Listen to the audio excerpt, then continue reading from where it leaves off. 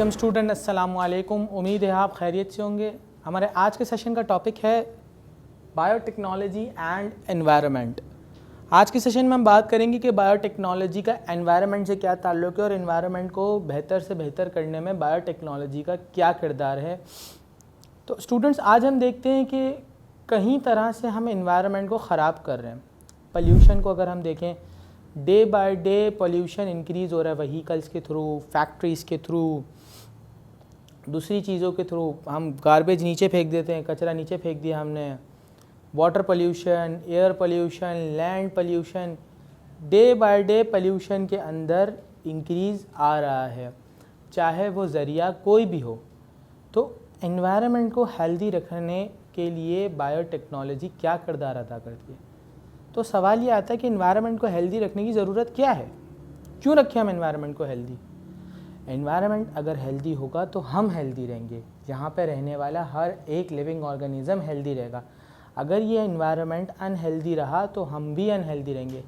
जैसे मिसाल लें कि अगर एयर पोल्यूशन बढ़ता है तो हमें सांस के मसले बढ़ जाएंगे, हमारे रेस्पिरेटरी डिसऑर्डर्स में इंक्रीज आ जाएगा, नए नए डिसऑर्डर्स आ सकते हैं।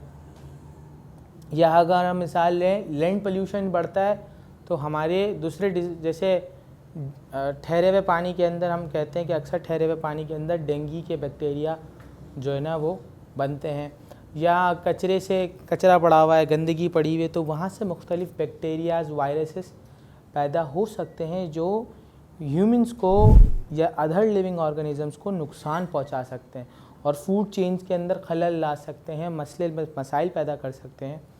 तो इन तमाम बातों का ताल्लुक़ इन्वायरमेंट के हेल्दी या अनहेल्दी होने से है। तो बायोटेक्नोलॉजिस्ट आज डे बाय डे इन्वायरमेंट को मज़ीद हेल्दी करने की कोशिश में लगे हुए हैं ताकि इन्वायरमेंट और बेहतर हो और ह्यूमंस की लाइफ की या क्वालिटी ऑफ लाइफ और बेहतर हो। तो स्टूडेंट्स, अगर हम बात करें सबसे पहले वेस्ट प्रोडक्ट की, जो ज़मीन पे फेंका जाता है, जो कचरा, जो वेस्ट होता है, दो किस्म के वेस्ट होते हैं। एक होता है बायोडिग्रेडेबल वेस्ट और एक non biodegradable waste. Biodegradable waste वो होता है जिसको फर्दर यूटिलाइज़ किया जा सकता है, जो लिविंग ऑर्गेनिज्म ब्रेक डाउन करते हैं। नॉन बायोडिग्रेडेबल वेस्ट यानी जैसे प्लास्टिक हो गया या मेटल हो गया, ये नॉन बायोडिग्रेडेबल वेस्ट है जिनको माइक्रो ऑर्गेनिज्म ब्रेक डाउन नहीं कर पाते। तो आज हम बात करने वाले हैं बायोडिग्रेडेबल वेस्ट की, जो लिविंग ऑर्गेनिजम्स या माइक्रो ऑर्गेनिज्म जो है वो ब्रेक डाउन कर सकते हैं। तो स्टूडेंट्स, बायोटेक्नोलॉजी का इसमें क्या किरदार है। तो क्या किया जाता है, एक बड़ा सा कंटेनर लिया जाता है, बड़ा सा समझ लीजिए एक कंटेनर लिया जाएगा। इस कंटेनर के अंदर जो हमारा बायोडिग्रेडेबल वेस्ट है वो डाला जाता है यहाँ पे। यहाँ पे आपको सारा कचरा जो है ना वो बायोडिग्रेडेबल वेस्ट डाल दिया गया। अब जैसे इसके अंदर बायोडिग्रेडेबल वेस्ट डाल दिया गया तो इसी के साथ साथ माइक्रो ऑर्गेनिजम्स भी डाले गए ताकि ये इसको ब्रेक डाउन करें। माइक्रो ऑर्गेनिजम्स डाले गए और इधर सफिशेंट अमाउंट ऑफ टेम्परेचर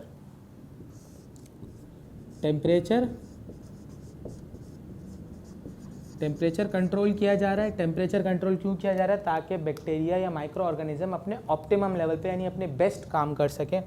यहाँ पे बेस्ट टेम्परेचर होता है और बेस्ट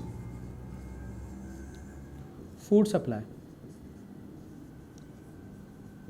माइक्रो ऑर्गेनिजम्स के लिए बेस्ट फूड सप्लाई होती है ताकि वो ग्रो कर सकें और ये जो कंटेनर के अंदर बायोडिग्रेडेबल वेस्ट है उसको ब्रेक डाउन कर सके। अच्छा, उसको ब्रेक डाउन करा के फ़ायदा क्या है? ख़त्म तो नहीं हो रहा है ना। ब्रेक डाउन करा के क्या फ़ायदा है? तो स्टूडेंट्स, ब्रेक डाउन करा के फ़ायदा ये है कि आज हमारे घर के अंदर एक बहुत कॉमनली यूज़ होने वाला फ्यूल है जिसका हम नाम देते हैं मीथेन। कौन सा फ्यूल है स्टूडेंट्स?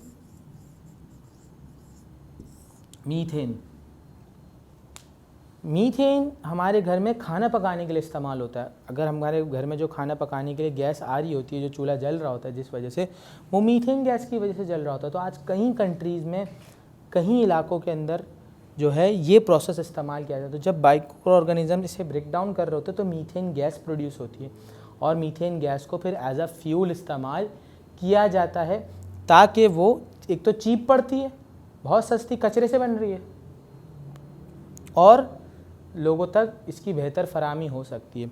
अच्छा, मीथेन गैस प्रोड्यूस होने के बाद बाद जब ये वेस्ट बच जाता है, मज़ीद ब्रेक डाउन होता चला जा रहा है और ये वेस्ट बच जाता है, तो ये वेस्ट फर्दर मीथेन तो एज अ फ्यूल काम आ गई है हमारी, और जो रिमेनिंग वेस्ट है हमारा वो काम आ जाएगा हमारे खाद के अंदर यानी फर्टिलाइज़र के अंदर। वो मुख्तलिफ़ क्रॉप के अंदर एज अ फर्टिलाइज़र इस्तेमाल हो जाता है। चूँकि बायोडिग्रेडेबल वेस्ट है, प्रोटीन्स वाइटामिन्स मिनरल से लेस होता है, तो वो काम आ जाता है फर्टिलाइज़र के अंदर। इसी तरह से आपको हैरत होगी जान के कि माइक्रोब माइनिंग, माइक्रोब यहाँ जगह है, माइक्रोब माइनिंग,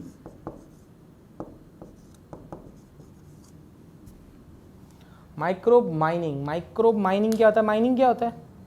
जैसे अगर हम बात करते हैं कोयले की कान होती है या लोहे को ज़मीन में से एक्सट्रैक्ट किया जाता है खोद के, या जो है ना वो हीरे को करा जाता है, मुख्तलिफ़ धातें होती हैं जो ज़मीन में से या पहाड़ों में से एक्सट्रैक्ट करी जाती है।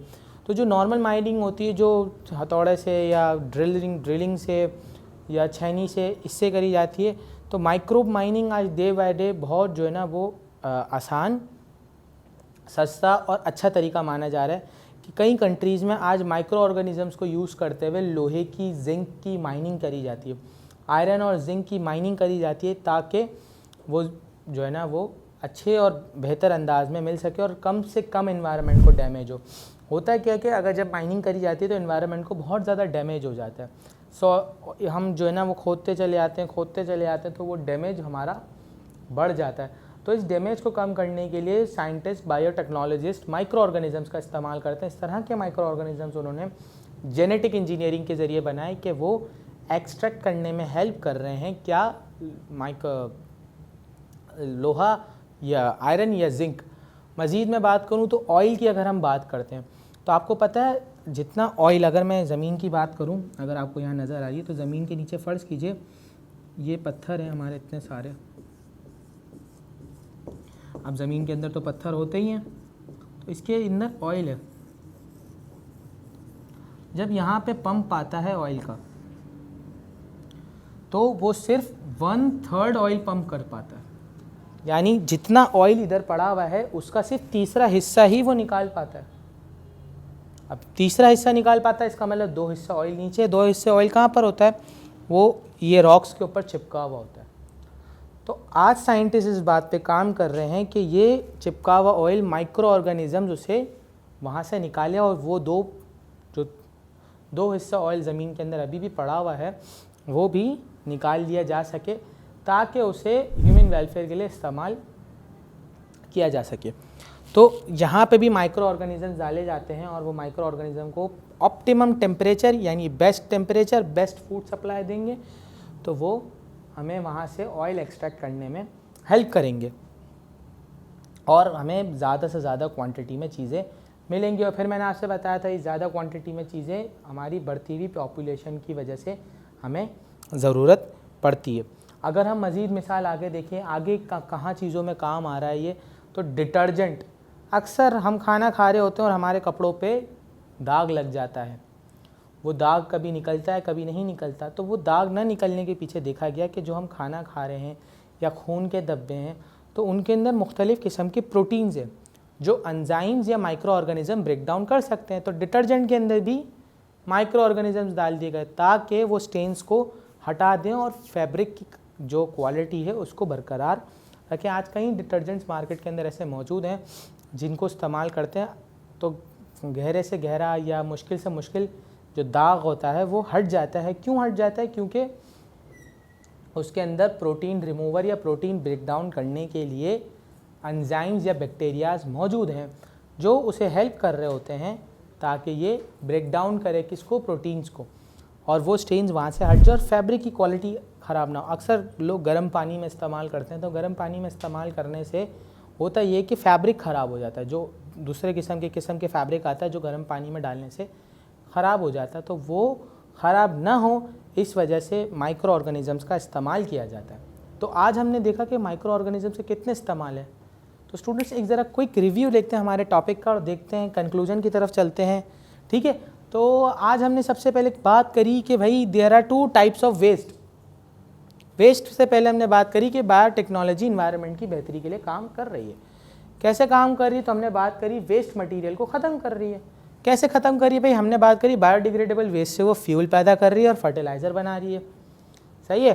फिर हमने बात करी ऑयल है, ऑयल जो ज़मीन के अंदर है, ताकि ज़मीन को नुकसान ना हो, माइनिंग को नुकसान ना हो, तो माइक्रो ऑर्गेनिज़म यहाँ इस्तेमाल करिए। फिर हमने बात करी माइक्रो माइनिंग की।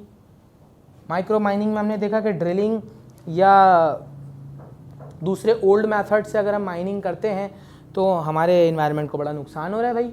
तो माइक्रो ऑर्गेनिज़म्स के ज़रिए माइनिंग एफिशिएंट भी हो रही है, बेहतर भी हो रही है और लेस डैमेज कर रही है in comparison with the old methods. Micro mining damage is less, सही है। तो हमने फिर फर्दर बात करी माइक्रो माइनिंग के बाद ऑयल की मैंने आपसे मिसाल दी, फिर मैंने आपको डिटर्जेंट्स की मिसाल दी, कैसे कहीं दाग धब्बे मौजूद हैं जो लग जाते हैं और जिनका निकालना या उनको हटाना बड़ा मुश्किल हो जाता है। तो इसी वजह से हम क्या इस्तेमाल करते हैं, प्रोटीन्स को ब्रेक डाउन करने के लिए एंजाइम्स इस्तेमाल कर रहे होते हैं ताकि वो स्टेन्स निकल जाए और हमारा फैब्रिक दोबारा रीयूज़ किया जा सके। तो आज के सेशन के अख्ताम की तरफ चलते हैं। मैं उम्मीद करता हूँ कि आज के सेशन आपके लिए बहुत इन्फॉर्मेटिव रहा होगा, आपने सीखा होगा, मेरी बात को समझा होगा। अपना बहुत सारा ख्याल रखिएगा। अगले सेशन में आपसे मुलाकात होगी। खुदा हाफ़िज़।